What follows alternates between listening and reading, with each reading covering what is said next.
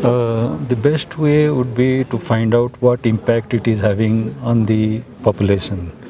Particularly, for example, you have schemes of, let us say, food grain schemes, NFSA, National Food Security Scheme. Then you find out what is the intention of that scheme and whether the desired objectives are being achieved by digital transformation. For example, the objective of NFSA is actually to provide food grain to the people. And then you find out when you have a digital solution, like we have e-POS devices which are installed in the fair price shops. And we have Aadhaar enablement. And so the beneficiaries are required to come and do the biometric authentication and receive the food grains. And we have portals like central government portal of Anna Bitaran portal, where you on a real-time basis can see whether the beneficiaries are actually receiving the food grains or not. So these are some of the aspects by which you can evaluate the program. You have an objective of the program and you digitize everything, do the transformations, process re-engineering which is required, implement the policies, and then evaluate on real-time basis from the data you capture whether the objectives are being fulfilled or not.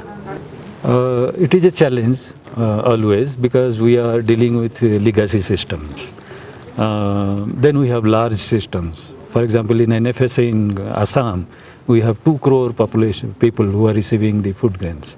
And then before that, the entire value chain will have to be computerized and converted into digital services. Then change management, because the systems were running for quite long time and there are stakeholders who may not be totally into our program. So we have to do a lot of training programs, motivation programs to ensure that they are fully, they buy into your program and they are a partner, they become a true partner to make your program successful.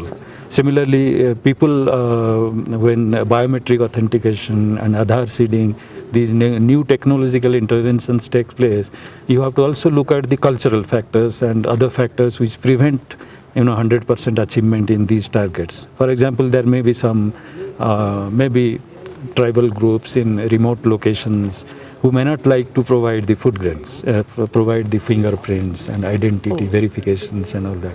So you should have an approach for that.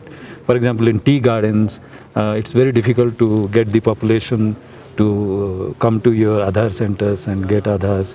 So there you have to have a different approach. So you have to basically look at all the stakeholders and see that the systems you are building is actually capturing what is actually required to be done, and then take the stakeholders and do the process re-engineering, which is most important, because we have layers and layers of procedures which are built up over a long period of time. And so you have to cut down all those procedures and make the process very efficient. And that is a difficult part. And change management is always a difficult part.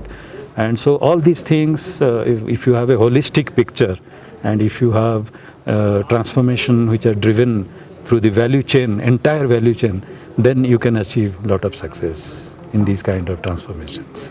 I think on the policy front, we are really very good, and our policies are actually up to date, and in many sectors we are far ahead of international this thing. Most important thing is that our policies are based on our democratic structure.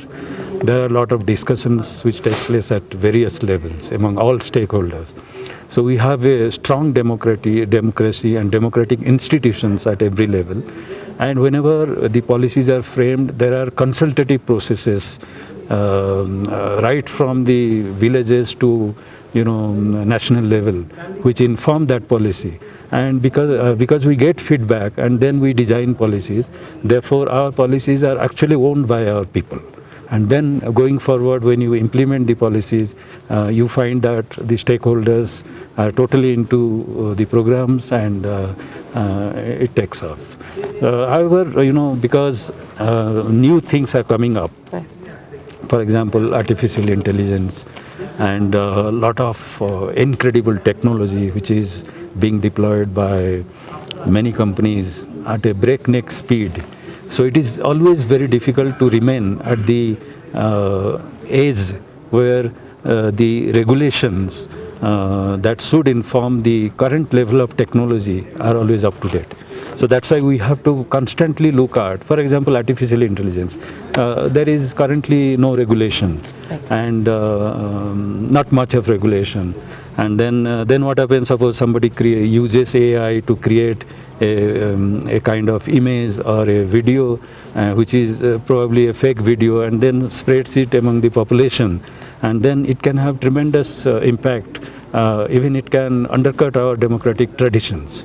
So what kind of regulations are required to prevent all these things from happening? This is a constant matter of discussion in our democracy.